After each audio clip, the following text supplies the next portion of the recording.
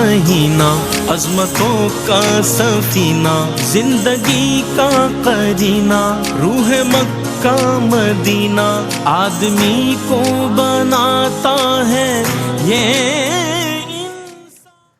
جی ناظرین، آپ کا خیر مقدم ہے۔ آج سود کی مذمت پر بات ہو رہی ہے اور تینوں ہی حضرات ماشاءاللہ بڑے خوبصورت انداز میں بیان فرما رہے ہیں، اور جو اس کے اسباب ہیں سود کی حرمت کے حوالے سے، اس پر علامہ حافظ اویس احمد صاحب نے بہت خوبصورت کلام فرمایا۔ اور اب ہم جاننے کی کوشش کریں گے سود کی اقسام اور اس کے احکام تفصیلاً۔ مفتی محمد اکمل مدنی صاحب سے میں گزارش کروں گا کہ کچھ فرمائیے گا اس میں۔ جی بسم اللہ الرحمن الرحیم۔ دیکھیں سود دو طرح کا ہوتا ہے، ایک وہ جو قرآن سے ثابت ہے اور ایک وہ جو حدیث سے ثابت ہے۔ جی ہیں دونوں حرام اور گناہ کبیرہ ہیں۔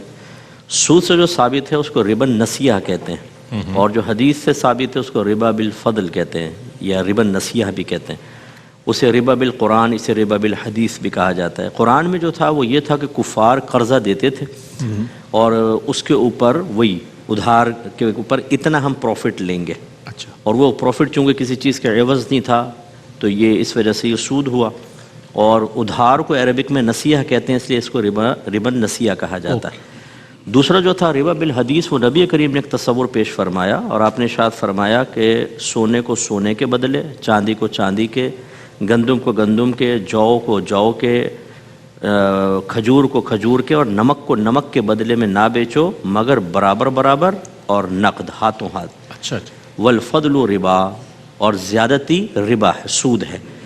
اس کا مطلب کیا ہوا؟ اب فقہاء نے اس پہ غور کیا کہ سونا چاندی جو زمانے میں تھا نا وہ وزن کر کے لیا دیا جاتا تھا، اور وزن کر کے لینے دی جانے والی شے کو موزونی کہتے ہیں۔ موزونی۔ اور باقی جو چار چیزیں تھیں وہ تھیں جو ایک پیمانے کے اندر، برتن کے اندر ناپ کر دی جاتی تھی۔ ناپ کو کیل کہتے ہیں، اس لیے ان اشیاء کو کیلی کہا جاتا ہے۔ تو ویسے تو سرکار نے 6 چیزیں بیان فرمائیں، لیکن یہ ایک اصول بیان کر دیا کہ جب بھی آپ کوئی ایسی چیز آپس میں لیں گے دیں گے کہ جو موزونی ہو یا مکیلی ہو، یعنی ادھر بھی موزونی ادھر بھی موزونی، ادھر مکیلی ادھر بھی مکیلی، تو پھر اس کے اندر اگر وہ ہم جنس ہیں، سونا سونا، تو پھر اس کو بالکل برابر رکھنا یہ واجب ہے مقدار کے اعتبار سے، اور نقد رکھنا، لہذا اگر کمی بیشی کی تب بھی سود، اور ادھار کیا تب بھی سود ہوگا۔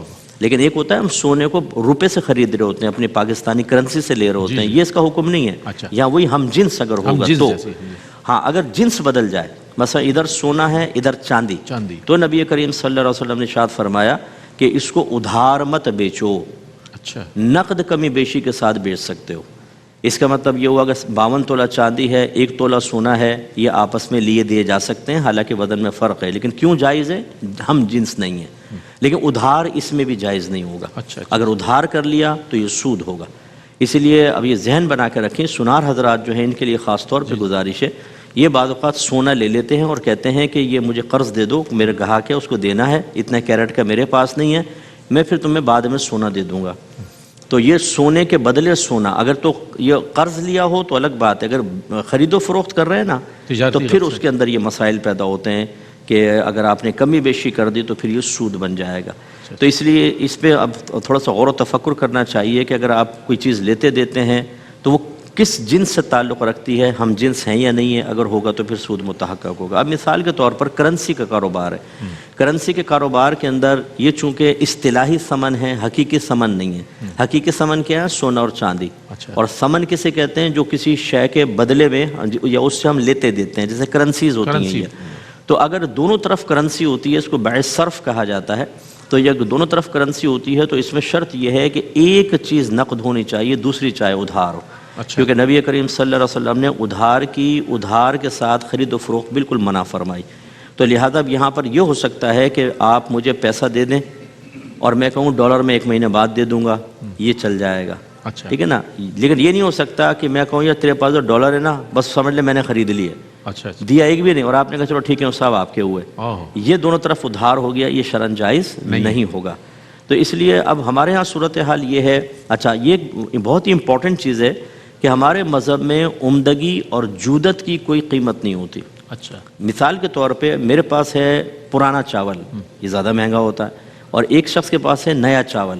اب وہ یہ نہیں کر سکتا کہ وہ کہے کہ چونکہ تمہارے پاس نیا ہے، یہ تو پرانے ادھر ٹائم لگے گا، تم 20 کلو چاول دو، میں تمہیں 10 کلو پرانا چاول دیتا یہ ہوں. نہیں چلے گا. جب یہ موزونی مکیلی ہوتی ہیں تو اس میں پھر پرانے یا نئے کا اعتبار نہیں ہوتا. اسی طریقے سے اگر گولڈ ہے، ایک طرف زیور ہے ایک طرف ڈلی ہے، تو اس کا اعتبار نہیں ہوگا کہ اس میں بناوٹ ہے اور اس میں یہ نہیں ہے، وزن کا اعتبار ہوگا. اچھا. لہذا اب یہ نہیں کر سکتے کہ یہ ڈلی 1 تولہ کی ہے اور آپ جو ہے وہ زیور جو بنا ہوا ہے آدھا تولہ کا ہے، وہ مجھے دو، یہ اس کے بدلے لے لو. یہ سود ہی متحقق ہوگا. اس لیے جتنی بھی معاشرے کے اندر صورتیں ہیں اس پہ ہمیں غور کرنا چاہیے. زیادہ تر جو اب دیکھیں یہ بھی ایک امپورٹنٹ بات ہے کہ جس سود کی اللہ تعالیٰ نے مذمت فرمائی، اور جیسے حضرت نے آیت پڑھی کہ اللہ نے فرمایا کہ جو سود ہے جو باقی ہے اس کو چھوڑ دو، یہ کون سا تھا جو زمانے جاہلیت میں سود دیا جا رہا تھا؟ اور وہ کس کے مابین تھا؟ وہ کافروں کے مابین تھا. اس کا مطلب ہے کافروں کے مابین. اور کافر کون سے تھے؟ کافر حربی تھے. تو حربی کافر کے مابین بھی سود جاری ہوتا ہے. بہت سے حضرات ایک حدیث کو بنیاد بناتے ہیں کہ نبی کریم صلی اللہ علیہ وسلم نے ارشاد فرمایا کہ مسلمان اور کافر حربی کے مابین سود نہیں. بہت سے علماء نے اس کو قبول بھی کیا ہے، ان کی رائے سر آنکھوں پر ہے. لیکن نبی کریم صلی اللہ علیہ وسلم کے دور میں زمانہ جاہلیت میں جو سود چل رہا تھا وہ بھی حربیوں کے درمیان تو تھا، تو پھر اس کو سود ہی کہا گیا. تو اس لیے اب اس میں اختلاف ہوتا ہے. جیسے باہر کے بہت سے لوگ اس وقت یہ پروگرام دیکھ رہے ہوں گے کہ کیا باہر کے کافروں سے سودی لین دین شرعاً جائز ہے یا نہیں ہے. تو ایک علماء کا طبقہ ایسا ہے جس میں ہم بھی شامل ہیں، ہمارے استاد محترم مفتی الیاس رضوی صاحب، ان کے استاد محترم حضرت کیا نام تھا حضرت کا، وہ سید اسد نہیں حضرت صاحب نعمت الباری علامہ غلام رسول سیدی صاحب رحمۃ اللہ علیہ. ہم لوگ اسی کے قائل ہیں کہ جو کافر ہیں وہاں پہ حربی کافر ہیں لیکن ان سے بھی سودی لین دین شرعاً جائز نہیں ہے. اور بعض کہتے ہیں دارالحرب ہے، دارالحرب کے اندر یہ شرعاً جائز ہوگا. تو دارالحرب اگر مکے کو آپ تصور کریں، دارالحرب کا تصور وہاں سے آیا تو وہاں دو چیزیں تھیں. ایک تو یہ کہ وہ کافر وہاں پہ کبھی اسلامی حکومت نہیں تھی نہ ابھی تھی، اس لیے دارالحرب. دوسرا یہ کہ وہاں پہ آپ پر اسلامی پابندیاں تھیں، آپ کوئی بھی چیز آزادی کے ساتھ نہیں کر سکتے تھے. لیکن آج کل آپ باہر کے ملکوں میں دیکھیں، جیسے امریکہ ہے، UK وغیرہ ہے، ان میں کبھی اسلامی حکومت نہیں رہی نہ ابھی ہے، تو اس لحاظ سے دارالحرب ہے. لیکن ہر طرح کی مذہبی ایکٹیویٹی آپ کے لیے بالکل جائز ہے، آپ کو روکتے نہیں ہیں. اس لیے پھر حکم یہ لگایا گیا کہ یہ حقیقتاً دارالکفر اور حکماً دارالاسلام ہے، اس لیے وہاں پر سود وغیرہ کو منع کیا جاتا ہے. اور بھی تفصیل انشاءاللہ پھر. کیا بات ہے، سبحان اللہ. یہ اس میں جو ٹرمز آتی ہیں نا، جو اسلامی ٹرمز ہیں، بہت ساری ایسی اصطلاحات ہیں کہ جو عام نہیں سمجھتا ایک انسان، اس کو مفتی صاحب بہت اچھے انداز میں آسان الفاظ میں سمجھا دیا کرتے ہیں، اور یہ ایک خوبی ہوتی ہے جب آپ کی جو آپ تک پہنچ جاتا ہے اور پسند کیا جاتا ہے. اچھا، اب ہم آتے ہیں جو عصری اس وقت جو سب سے زیادہ ہمارے استعمال میں چیز ہے وہ ہے موبائل. اور موبائل سروس چارجز کے حوالے سے بات کریں، فنڈ ٹرانسفر کے حوالے سے بات کریں، منی ٹرانسفر، اور جو اس پر کمیشن لیا جاتا ہے وہ بھی کیا سود کے زمرے میں شمار کیا جائے گا؟ یہ بھی ایک بڑی ڈیبیٹ ہے. اس پر کچھ لوگ ظاہر اپنے اپنے اوپینین دیتے ہیں، آپ کیا فرمائیں گے؟ دیکھیں، اس پر یہ جو ہم اس کو نام دیتے ہیں لون کا، کہ بھائی ہم جو ہے وہ ہمارے پاس بیلنس ختم ہو گیا اور ہم کمپنی سے لون لے رہے ہیں. رئیس میں ایک تو یہ لون نہیں ہے، ہم نے ان کی سروسز لی ہوئی ہیں، ہم نے ان کا کمپنی کا لیا ہوا ہے. آپ ان سے سمجھیں کہ ایک پیسے لے رہے ہیں اور اس کے وہ سروسز چارجز لے رہے ہیں. تو اس کو علماء نے یہی فرمایا کہ یہ سود نہیں ہے. اسی طرح آپ پیسوں کو ٹرانسفر کرتے ہیں، منی ٹرانسفر کرتے ہیں، اس کی باقاعدہ کمپنیاں ہیں، اس کا باقاعدہ حکومتی سطح پہ ایک اصول بنا ہوا ہے، ریگولیٹ سسٹم ہے سارا. تو اس پر بھی جو سروس چارجز لیے جاتے ہیں وہ شرعاً جائز ہیں. کوئی بھی ایسا کام ہے، مثال کے طور پہ آپ کوئی بھی چیز لیتے ہیں، آپ یہاں اپنے محلے سے لیں گے وہ اتنے کی ملے گی. آپ بولڈر مارکیٹ چلے جاتے ہیں، آپ جائیں گے آئیں گے، فلاں ہوگا ٹمکا ہوگا، بازار میں ٹائم سارا، آپ اس پر کوئی سروس چارجز اگر کسی کو دیتے ہیں بطور اجرت کے، اجیر کے، کہ وہ چیز تو اتنے کی آئی ہے لیکن میں آپ کو اتنے کی دوں گا کہ میں وہاں سے لے کر آیا ہوں، تو یہ سارے کے سارے سروسز چارجز اس کے اندر آئیں گے. اور اس کے اندر جو ہے وہ کوئی قباحت نہیں ہے، لینا جائز ہے، یہ سود کے اندر نہیں آئے گا. اچھا، بہت اچھے انداز میں علامہ صاحب نے اس کو بیان فرمایا، اور یقیناً اس پر جو مزید بات ہوگی وہ آگے چل کر انشاءاللہ اس کو وہ کریں گے. اچھا، کہتے ہیں کہ مہاجری سود منع ہے، جس میں سود جو ہے در سود ہوتا ہے. اس پر بھی بات کریں گے، چونکہ ظاہر ہے سود پر سود لینا یہ بھی ایک بڑا وہ ہے ہمارے ہاں جو ٹریڈنگ ہو رہی ہے، جو دیگر جو ہمیں فیسیلیٹیٹ کیا جا رہا ہے اور مختلف کمپنیز جو کام کر رہی ہیں، اس حوالے سے ہم انشاءاللہ بات کریں گے. ایک وقفہ ہے، لیکن وقفے کے بعد جب حاضر ہوں گے انشاءاللہ اس کو کنٹینیو کریں گے. ہمارے ساتھ رہیے. جی جناب، آپ کا خیر مقدم ہے. سود کی مذمت پر آج بات ہو رہی ہے، اور وقفے سے قبل جو بات ہو رہی تھی کہ کہا یہ جاتا ہے کہ مہاجنی سود جو ہے وہ منع ہے، چونکہ اس میں سود در سود کا ایک سلسلہ ہوتا ہے. تو کمرشل لون اور انٹرنیٹ کے حوالے سے کیا کوئی جواز کا پہلو ہے؟ اس حوالے سے بھی ہم چاہتے ہیں کہ کچھ رہنمائی ہو جائے. علامہ حافظ اویس احمد صاحب کیا فرمائیے. بسم اللہ الرحمن الرحیم. جی یقیناً آپ نے جس طرف اپنے سوال میں اشارہ کیا کہ بہت سارے لوگوں کو یہ بیماری ہوتی ہے کہ وہ کسی بھی چیز کو جائز کرنے کے لیے کوئی نہ کوئی ہیلا، کوئی نہ کوئی عذر جو ہے وہ نکال ہی لیتے ہیں. صحیح. اب آپ صلی اللہ علیہ وسلم نے جو سود کو منع فرمایا ہے، صحابہ کرام رضوان اللہ تعالیٰ علیہم اجمعین نے کبھی بھی اس میں کوئی ہیلا کرنے کی کوشش نہیں کی. بے شک بے شک. اس کا کوئی مہاجنی کا فرق یا اس کا قرض کے سود کا کوئی فرق انہوں نے نہیں کیا. علامہ ابن سیرین فرماتے ہیں کہ حضرت عمر فاروق رضی اللہ تعالیٰ عنہ نے جو ہے وہ ابی بن کعب رضی اللہ تعالیٰ عنہ کو 10,000 درہم قرض دیے. اچھا. تو انہوں نے قرض لیے اور بعد میں اپنی زمین کا پھل ان کے لیے ہدیے کے طور پہ بھیجا. تو حضرت عمر فاروق رضی اللہ تعالیٰ عنہ نے اس کو لینے سے منع فرما دیا. حضرت عمر تھے نا بھائی. پھر ابی بن کعب رضی اللہ تعالیٰ عنہ آئے اور انہوں نے کہا کہ یہ اس قرض کی وجہ سے نہیں ہے، میں ویسے ہی میری زمین کا پھل بہت اعلیٰ ہے اور میں ہدیے کے طور پہ دیتا رہتا ہوں، تو آپ اس کو قبول کریں. تو پھر حضرت عمر فاروق رضی اللہ تعالیٰ عنہ نے اس کو قبول کر لیا. اچھا.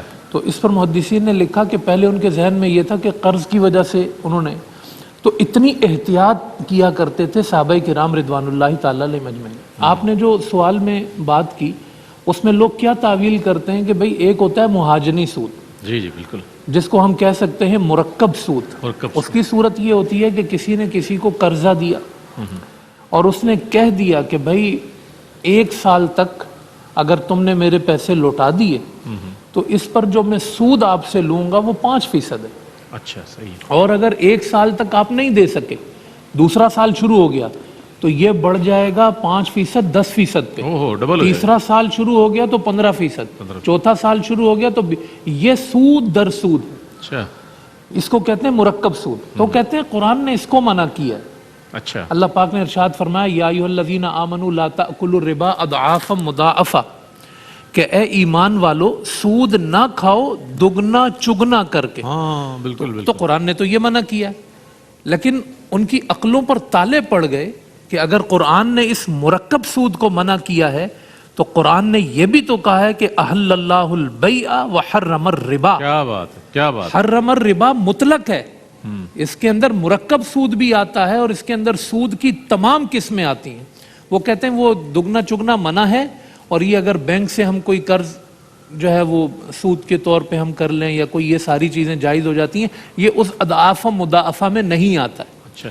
تو یہ ہیلا کرنے والی بات ہے اور خام خام قرآن کے مطلق کو اور قرآن کے حکم کو جو ہے وہ ضائع کرنے والی بات ہے. اللہ پاک نے ہر قسم کے سود کو منع کیا اور صحابہ کرام نے اس کے اطلاق کو اطلاق پر رکھا ہے، اور ہر قسم خواہ وہ مرکب سود ہو مفرد سود ہو، انہوں نے ہر چیز سے جو ہے وہ اپنے دامن کو انہوں نے بچایا ہے. اور یہ کام یہودیوں والے، آپ صلی اللہ علیہ وسلم نے ارشاد فرمایا اللہ یہودیوں پہ لعنت کرے کہ اللہ نے ان کے لیے چربی کو حرام کیا تھا، انہوں نے اس کو پگھلایا اور اس کے پیسے کھائے. کہ بھئی چربی حرام کی تھی نا، اب اس کو پگھلا کے اس کی شیپ چینج کرو اور اس کو استعمال کر لو. اصحاب السبت کا قرآن ذکر کرتا ہے کہ ان کو کہا کہ بھئی ہفتے والے دن تمہارے لیے شکار منع ہے. اچھا جی منع ہے، تو وہ نالیاں انہوں نے نکالی اس میں سے پانی کی اور وہ لا کے اپنے کنویں کے اندر اس کو ڈم کیا مچھلیوں کو، اتوار والے دن کھا لی. ہم نے ہم نے تو کچھ نہیں کیا. تو آج ہمارے معاشرے میں بھی ان یہودیوں کے اثرکار جو ہے نا لوگ موجود ہیں جو اپنے اور آپ صلی اللہ علیہ وسلم نے یہ فرمایا تھا، یہ حدیث ہے اور صحیح حدیث ہے. حضور نے فرمایا میری امت میں لوگ ایسے بھی ہوں گے جو یہودیوں کی طرح کام کریں گے حتیٰ کہ حضور نے فرمایا حذو النعل بالنعل، جس طرح دو جوتے آپس میں برابر ہوتے ہیں نا، اس طرح یعنی انہوں نے جو کیا ہے وہ اس امت میں آئے گا. تو اس طرح کے لوگ ہیں، ان کا حصہ بھی تو ہے نا پھر. تو وہ یہودیوں کی طرح ہیلے کرتے رہیں گے اور یہ نہیں دیکھیں گے کہ سود کو اللہ نے، کہ ابھی علامہ صاحب نے جو حدیثیں پڑھی، علامہ صاحب بیان کرنے میں اس کو مشکل ہو رہی تھی، اور تمہیں کرنے میں کچھ نہیں ہو رہا، اس کو بیان نہیں کیا جا سکتا، اور تم وہ چیز اپنے اوپر لے رہے ہو تم. بالکل. تو شرم کا مقام ہے کہ 2 ٹکے کے لیے، 2 کوڑی کے لیے، چند سکوں کے لیے تم دین بیچ دیتے ہو اور لوگوں کو سود کے فتوے دے دیتے ہو جائز ہونے کے. تو اس لیے جو ہے یہ چیز منع ہے کہ مہاجنی ہو یا وہ انٹرسٹ کے نام پہ ہو یا وہ کمرشل لون کے نام پہ ہو، نام بدلنے سے حکم نہیں بدلتے، ڈبے بدلنے سے، عنوان بدلنے سے حکم نہیں بدلتے. خدا کا حکم ہے اس کو ہر شیپ میں قبول کرو.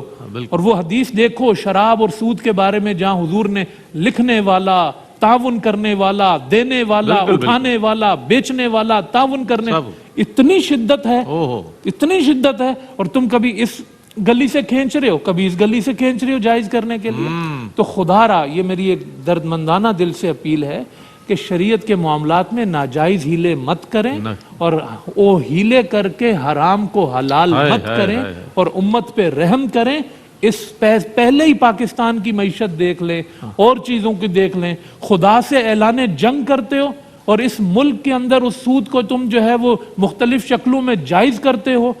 اور بے برکتی ملک میں پیدا ہوتی ہے، جو اجناس پیدا ہوتی ہیں ان میں کہیں پر بارش سے، کہیں ہواؤں سے وہ ضائع ہو جاتی ہیں. یہ چیزیں آنکھوں سے ہم دیکھ نہیں رہے، پہلے ہی لوگوں کو کھانے کے لیے نہیں ہے، پھر تم خدا سے اعلان جنگ کرتے ہو. پھر اس ملک کے اندر جو ہے وہ تم نظام مصطفیٰ صلی اللہ علیہ وسلم کی یہ اکائی ہے یہ سود کا حرام ہونا، ساری معیشت اس پہ ڈیپینڈ کرتی ہے. اگر یہ جائز ہوگا تو اگر پوری دنیا اگر سود کھائے گی خدا ان کو برباد کرے گا. خدا کا نظام ہے فَأْذَنُوا بِحَرْبٍ مِّنَ خدا اپنے دشمن کو کبھی بھی برکت نہیں دیتا. تو آپ اس کو کیوں ہیلے کرتے ہیں؟ آپ ملک کے پاکستان پہ رحم کریں، آپ خدا کے قرآن پہ رحم کریں، آپ بخش دیں اس کو، اور آپ اس کے حکموں کو ہیلوں کے بغیر قبول کریں، اور جو اللہ نے کہا ہے وہ معاشرے کو بتائیں. کیا بات، کیا کہنا ہے. گزشتہ جواب میں بھی علامہ صاحب نے بڑی پیاری بات کہی کہ جب نبی کریم علیہ الصلوۃ والسلام نے مدینہ منورہ میں قدم رنجہ فرمایا تو قدم رنجہ فرمانے کے بعد تمام چیزوں کے حوالے سے جو احکامات فرمائے اس میں سود کی ممانعت کر دی، اہل اسلام کے لیے بھی اور وہ جو وہاں جو ذمی تھے، جو جتنے لوگ تھے ان کے لیے بھی سود کو حرام. تو اس کی مذمت کتنی شدید ہے یہ اب محسوس کر لینی چاہیے. علامہ لیاقت حسین اظہری صاحب، آج کا موضوع بہت حساس بھی ہے، اہم بھی ہے اور ہماری روز مرہ زندگی سے تعلق رکھنے والا ہے، کیا فرمائیں گے آپ؟ دیکھیں اس میں بات یہ ہے کہ اسلام کا جو معیشت کا نظام ہے اس کی بنیاد یہی ہے کہ مال چند ہاتھوں کے اندر مرکوز ہو کے نہ رہ جائے. کئی لا یکون دولتم بین الاغنیاء منکم. یہ جتنا سودی نظام ہے اور یہ جتنا سارے کا سارا، آپ دیکھیں اس وقت بھی دنیا کی جو ساری کی ساری دولت ہے وہ چند ہاتھوں کے اندر مرکوز ہو کے رہ گئی. پاکستان میں دیکھیں تو 1960 سے یہ بات کہی جاتی ہے کہ 20-22 خاندان ہیں، سارے کے سارے وسائل، اب تو وہ بھی 20-22 خاندان چلے گئے پاکستان سے باہر، سارے کے سارے مرکوز ہو کے ان ہاتھوں کے اندر رہ گئے. ان کے آگے دادے پوتے سارے بیٹھے ہوئے ہیں یہاں پر، وہی اسمبلیوں کے اندر ہے، وہی سارا نظام ہے. یہ تو بات بڑھی جائے گی، آگے چلی جائے گی. بنیاد یہی ہے کہ مرکوز نہیں ہونا چاہیے. آقا دو جہاں صلی اللہ علیہ وسلم نے جیسے ذکر کیا علماء نے کہ حضور علیہ السلام نے خاص طور پر یہود کے ساتھ نہیں کیا، پھر خطبہ حجۃ الوداع میں حضور علیہ السلام نے کیا اچھی بات باقاعدہ طور پر اعلان کیا. فرمایا آج ان تمام خرافات کو، غلط چیزوں کو میں، فرمایا کہ جو عصبیت کی جو فخر ہے اس کو میں ختم کر کے جا رہا ہوں اپنے قدموں تلے. یہ جو قتل در قتل کیا جا رہا ہے انتقام کے اندر، اور پھر سود کا حضور نے فرمایا سب سے پہلے میں اپنے گھر سے شروع کرتا ہوں. حضرت عباس رضی اللہ تعالیٰ عنہ اس وقت عرب کا بینک تھے، لوگوں کے ساتھ بہت زیادہ آپ کا سودی لین دین. آپ نے فرمایا میں گھر سے آغاز کرتا ہوں اور حضرت عباس کے وہ تمام سودی معاہدوں کو ختم کرتا ہوں. جو ان کا کیپٹل ہے، جو ان کا راس المال ہے، وہ ان کو ملے گا. آج ہمارا معاشرہ جیسے علامہ صاحب نے فرمایا کہ مفتی صاحب نے فرمایا کہ ہم کسی طریقے سے جو ہے ہیلے حلالوں کے ذریعے گما کے کسی طرح چاہتے ہیں کہ ان کو لے کر آ جائیں. لیکن یہ یاد رکھ لیں کہ یہ اللہ اور اس کے رسول سے ہم جنگ کر رہے ہیں. میں آپ کو بتاؤں کہ خطیب نے بیان کے اندر کہا، انہوں نے کہا کہ میں سود پر خطاب کیا کرتا تھا ہر 2-4 ہفتے کے بعد. تو ایک بندہ میرے پاس آیا کہنے لگا کہ ہم آپ کے پیچھے بہت دور سے جمعہ پڑھنے آتے ہیں لیکن ہر 2-4 جمعوں کے بعد جو ہے آپ کی روایتیں سناتے ہیں اور یہ جو روایت میں نے سنائی کہ ماں کے ساتھ زنا کرنے کے برابر ہے، تو ہمارا تو سارا بزنس ہے سود کا، اب میرے پاس 2 ہی آپشن ہیں، یا تو میں سود ختم کر دوں لین دین اس کا سارا، یا آپ کے پیچھے جمعہ پڑھنا چھوڑ دوں۔ تو میں نے یہ سوچا آج آپ کو کہہ کے جا رہا ہوں کہ اب میں آپ کے پیچھے جمعہ پڑھنے نہیں آؤں گا۔ یعنی ہم چاہتے ہیں کہ جمعے کو جو ہماری خطاب، مرضی کی شریعت ہاں ہو، جمعے کو جو خطاب بھی ہو، آپ یقین کریں ایک انڈس لسٹ میرے پاس آ گیا، میں نے ذخیرے کے خلاف خطاب کیا، بولا اللہ صاحب یہ کیا پیچھے پڑ گئے ذخیرہ اندوزوں کے، سارے تو ذخیرہ اندوز نہیں، یعنی ان کا مطمع نظر یہ ہے کہ جمعے کو جو خطاب ہو کوئی جو ذخیرہ اندوزی، کوئی سود پر، کالا نیلا پیلا، حضرت یہ باتیں نہ کریں آپ، یہ بازاروں کے دندوں کو چھوڑیں، یہ حکمران کیا کر رہے ہیں آپ ان کو چھوڑیں، آپ ہمیں میٹھی میٹھی اچھی باتیں سنائیں، عرش کے خوبصورت آپ خطابات سنائیں، نہ کرامات سنائیں، فضائل سنائیں، آپ یہ بتائیں کہ ایک دیگ سے جنت میں بندہ کیسے داخل ہوتا ہے، ایک رات محفل کرنے سے حاجی صاحب نے کالا کیا، نیلا کیا، پیلا کیا، وہ کیسے، یہ کر کے آپ بھی راضی ہم بھی راضی، جمعے میں ٹینشن لوگوں کو نہ ڈالا کریں۔ آپ یقین کریں یہ ہو گیا، یعنی وہ بندہ کہتا ہے کہ میں آپ کے پیچھے جمعہ پڑھنا چھوڑ دوں گا لیکن میں سود نہیں چھوڑوں گا، تو بتائیے کہ وہ قوم، جیسے علامہ صاحب نے فرمایا، وہ قوم کیسے پروان چڑھ سکتی ہے اور قوم کیسے ترقی کر سکتی ہے۔ اگر ہمیں ترقی کرنی ہے تو ہمیں یہ سارے نظام ختم کرنے پڑیں گے، اور یہ جو سارے کا سارا سود پر چلتا جا رہا ہے، زندگی بچہ سود بھر رہا ہے، بچہ ہمارا جو پیدا ہوتا ہے وہ بھی مقروض ہے اور اس کے اوپر بھی سود چڑھ رہا ہے، اس کو جب تک ختم نہیں کریں گے اس وقت تک ہم ایک آزاد قوم بن کر ابھر نہیں سکتے۔ کیا بات ہے، کیا کہنا۔ ایک میں نے ڈاکومنٹری دیکھی، ڈاکومنٹری میں انہوں نے پڑوسی ملک کا ایک وہاں کاشت ہوتی ہے، افیون بہت زیادہ کاشت ہوتی ہے، تو ایک بڑا بظاہر باشرہ شخص وہاں کھڑا اور وہی اس کے اندر انوالو تھا، اس نے انٹرویو کرنے والے نے پوچھا کہ بھئی آپ کو تو پتہ ہے آپ کے مذہب میں اس کو تو اس کی ممانعت ہے اس کی خرید و فروخت کی، تو کہنا کہ کیا کریں ہمارا تو کاروبار یہی ہے، مگر یہ نہیں کریں گے کہ بھوکے مر جائیں گے، یہ جیسے علامہ صاحب نے بیان فرمایا۔ اچھا یہ بات بھی آئی، اچھا دیگر چیزوں میں جو ہماری دنیاوی امور ہیں اس میں چاہے وہ جی ایس ٹی ہو، جنرل سیز ٹیکس ہو یا دیگر ٹیکسز ہوں، یا جیسے کہ ابھی موبائل کمپنیز کی بات ہوئی، ایک ہمارے جیسے طالب علم کے ذہن میں مفتی صاحب یہ بھی سوال آتا ہے کہ مذہبی بنیاد پر چاہے وہ ہیلے کے طور پر ہو یا مورگیج کے معاملات ہوں، اس کو پھر دینی طور پر استعمال کرنا اور اس کو کوئی نہ کوئی رنگ دینا اور اس کے جواز کی صورت پیدا کرنا، اس حوالے سے طالب علموں کے ذہن میں بہت سے سوالات پیدا ہوتے ہیں، کیا رہنمائی فرمائیں گے؟ جی میں سوچ رہا تھا آپ آخری پیغام لیں گے، جی تو یہ پیغام چیز بھی اس میں جی میں اس میں یہ بھی شامل کروں گا، یہ کہنا مقصود تھا۔ دیکھیں 3 چیزیں ہیں، پہلی چیز تو یہ ہے کہ جب آپ کسی چیز کو منع کرتے ہیں جو معاشرے میں بہت زیادہ رائج ہو گئی ہے تو آپ کو ایک آلٹرنیٹ کوئی نظام دینا لازم ہے۔ ٹھیک ہے، میں کہوں یہ حرام ہے، وہ کہے اچھا ٹھیک ہے میں چھوڑتا ہوں، اس کا متبادل کیا ہے، میں پرابلم اس کی سولو نہ کروں، تو پھر یہ بھی تو پھر لوگ کہاں جائیں گے بتائیں۔ اب مسئلہ یہ ہے کہ ہمارے اہل علم حضرات جو ہیں وہ ان معیاری کاموں میں لگنے کے بجائے، ہر ایک ایسا نہیں ہے، اگر سب ایسے ہو جاتے تو دین کا نظام ختم ہو چکا ہوتا۔ محنت کرنے والے ہیں، کوئی بیانات تک ہے، کوئی مطلب فتاوی کے ہے، کوئی اجتہاد کر رہے ہیں، لیکن جب آپ ایک شخص آپ سے آ کر کہتا ہے کہ مجھے اس کا آلٹرنیٹ بتاؤ اور آپ کہیں کہ تم یہ چھوڑو، میں تمہیں وظیفہ بتاتا ہوں، بجلی کا بل کیسے کم ہو جائے گا تمہارا، لڑکی کیسے تمہارے قابو کے اندر آ جائے گی، تو آپ اس میں لگ جائیں گے اور آپ کہیں گے ہمارے پاس حل نہیں ہے بھائی لیکن تم اس کو چھوڑ دو، وہ کہے گا میری پوری فیملی اس پہ ڈیپینڈ کر رہی ہے، میرا ایک کاروباری سرکل ہے، میری گیدرنگ ہے، میں یہ تو نہیں کر سکتا سب کو ختم کر کے، جیسے حضرت نے فرمایا کہ اس نے یہی کہا، لیکن اب وہ کیا ہے کہ اس کو ایک آلٹرنیٹ تو دینا کہ بھئی آپ یہ ختم کریں ایسے آ جائیں، اور وہ آلٹرنیٹ ایک دم نہیں چل سکتا۔ آپ کا جب امپورٹ ایکسپورٹ آپ کرتے ہیں تو باہر والے اپنے نظام کے مطابق آپ سے ایگریمنٹ کریں گے، وہ آپ کے سودی نظام سے خالی نظام کے ساتھ ایگریمنٹ نہیں کریں گے۔ آپ کیا کریں گے پھر؟ اس کا مطلب ہے آپ سب امپورٹ ایکسپورٹ بند کر دیں اور اپنے ملک کے اندر چلانے کی کوشش کریں، نہیں کر سکتے۔ اس کا مطلب یہ معاملہ بہت بڑا ہے، یہ کوئی چھوٹا معاملہ نہیں ہے، خالی ہمارا بیان کر دینا آسان ہے کہ سود حرام اور ختم کر دیں، ایک نظام دینا بھی ضروری ہے۔ اور اب آپ کہیں گے مصعب چلیں آپ دیں پھر کوئی نظام، میں یہ عرض کرتا ہوں کہ میری اتنی کیپیسٹی نہیں ہے، لیکن علماء کو مل کر بیٹھنا چاہیے، اس پر ایک علمی مذاکرہ ہونا چاہیے، اور اس سے بالا تر کہ کون کس مسلک سے تعلق رکھتا ہے، کیونکہ یہ معاشی مسئلہ ہے، ہر ایک اس میں انوالو ہے، ہر ایک مسلک والا دوسرے مسلک والے کے ساتھ بھی کر رہا ہے، پھر فقہ جدا گانا ہوتے ہیں، اپنے اپنے اعتبار سے وہ اپنے اس کے ساتھ کر لیں، اور ایک اجتماعی طور پہ جب صورتحال ہو تو سب بیٹھ کر اس معاشی مسئلے کے اوپر گفتگو کریں اور کوئی متبادل حل نکال کر وہ پیش کریں، کانسٹیٹیوشن کا حصہ بنائیں، تو پھر برکت ہو سکتی ہے۔ زکوٰۃ کا نظام شامل کریں تو بہت اچھا ہو سکتا ہے۔ دیگر معاملات ہیں، اگر ہمارے مذہب اسلام میں جتنی بھی چیزیں ہیں ان کو صحیح طریقے سے رائج کیا جائے، اتنی برکات ہوں گی کہ آپ تصور نہیں کر سکتے ہیں۔ اللہ تعالیٰ اضافی امداد فرماتا ہے۔ ایک چیز تو یہ بہت ضروری ہے۔ دوسری بات یہ ہے کہ حضرت نے ہیلے کے بارے میں فرمایا کہ ہیلا کرتے ہیں تباہ ہو گئے۔ حضرت کے کہنے کا مقصد کیا ہے وہ تھوڑی وضاحت، کیونکہ ٹائم کم ہوتا ہے تو وہ نہیں کر پاتے۔ جو اجازت شرع کے بغیر ہو، اللہ تعالیٰ کی نافرمانی کو حلال کرنے کے قصد و ارادے کے ساتھ ہو، جیسے یوم السبت والوں نے کیا۔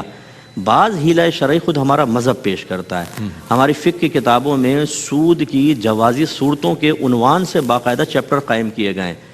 نبی کریم صلی اللہ علیہ وسلم کے پاس خیبر والے آئے، انہوں نے عرض کیا رسول اللہ ہم اس طرح کرتے ہیں کہ ردی کھجوروں کو عمدہ کھجوروں کے بدلے میں لیتے دیتے ہیں، اس طرح کہ وہاں 6 کلو ادھر 4 کلو۔ سرکار نے فرمایا ایسا نہ کیا کرو، کیونکہ کمی بیشی ہوگی نا، ابھی میں نے بتایا تھا یہ موضوع مکیلی چیز ہے، کمی بیشی سود ہے۔ سرکار نے فرمایا تم ایسا کیا کرو، تم اس کی چیز خرید لیا کرو، وہ تمہاری چیز خرید لے۔ اچھا اچھا، یعنی تم وہ ردی والی کم پیسوں میں خرید لو، وہ عمدہ کو زیادہ پیسوں میں خرید لو، چیز بھی ادھر ادھر ہو جائے گی اور پیسہ بھی آ جائے گا۔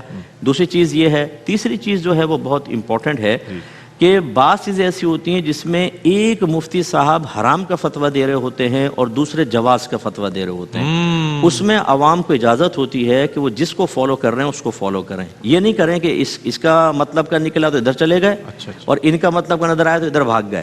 ایسی صورتحال میں پھر کسی ایک کو فالو کریں۔ جیسے اسی دور میں بہت سے لوگ پرائز بانڈ کے نفع کو سود کہتے ہیں، جی، اسلامک بینکنگ کو مطلقاً حرام کہتے ہیں، لیکن ایک بہت بڑا طبقہ ایسا ہے جو ان کو جائز کہتا ہے۔ ہم بھی اس میں شامل ہیں، ہم کہتے ہیں کہ سود متحقق نہیں ہوتا پرائز بانڈ کے اندر۔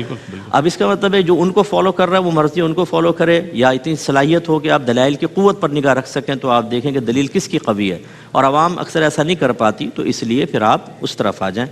اور دوسری بات یہ ہے کہ جو بھی کاروبار کر رہے ہیں، جن کو بھی اس میں دقت ہے، پریشانی ہے کسی قسم کی، ایک دفعہ کسی مستند عالم دین مفتی صاحب کی صحبت میں بیٹھ کر تھوڑی سی گفتگو کر لیں، ان سے بریفنگ لے لیں، ان کو اپنی پرابلم بتائیں کہ بھئی ہم اس طریقے سے کر رہے ہیں، آپ تو کہتے ہیں مطلقاً سود حرام ہے، ہم کیسے لے کے چلیں گے؟ ہو سکتا ہے شریعت ان کے لیے کوئی رعایت دے رہی ہے، تو پھر ہمارا مذہب ایسا نہیں ہے کہ وہ ہر صورت میں ایسا بند باندھ دیتا ہے، کیونکہ اللہ نے کیا فرمایا، یا ایھا الذین آمنوا ادخلوا فی السلم کافہ، اے ایمان والو اسلام میں پورے داخل ہو جاؤ۔ اور اسلام قیامت تک کے لیے ہے، اس کا مطلب ہے قیامت تک کے مسلمانوں سے یہ خطاب ہے۔ اگر دین میں داخل ہونا کسی دور میں انتہائی مشکل اور ناممکن ہوتا تو اللہ کیا فرما رہا ہے، لا یکلف اللہ نفسا الا وسعہا، اللہ تو کسی کو اس کی ہمت سے زیادہ آزمائش میں مبتلا کرتا ہی نہیں۔ اس کا مطلب ہے آج کے دور میں بھی مکمل اسلام میں داخل ہونا پاسبل ہے۔ اب کیسے ہے؟ اس کا مطلب ہے کہ اصل دین بھی ہوگا اور رعایت بھی ہوگی، اس میں عزیمت بھی اور رخصت بھی، وہ معلوم کر لے علماء سے، دین پہ چلنا آسان ہوگا۔ بہت شکریہ ادا کروں گا علامہ صاحب آپ کا، مفتی صاحب آپ کا، علامہ صاحب آپ کی تشریف آوری کا۔ ناظرین، آج سود کی مذمت پر بات ہوئی، بڑی صراحت کے ساتھ، بڑے شرح و بست کے ساتھ ماشاءاللہ بیان فرمایا علماء حضرات نے۔ اور اگلا جو سیگمنٹ ہے وہ ہے اظہار عقیدت کا، جس میں ہم آج انشاءاللہ الحاج خورشید احمد کو ٹریبیوٹ پیش کریں گے، اور حاضر ہوتے وقفے کے بعد ہمارے ساتھ رہیے گا۔ رحمتوں کا مہینہ، عظمتوں کا سفینہ، زندگی کا قرینہ، روح مکہ مدینہ، آدمی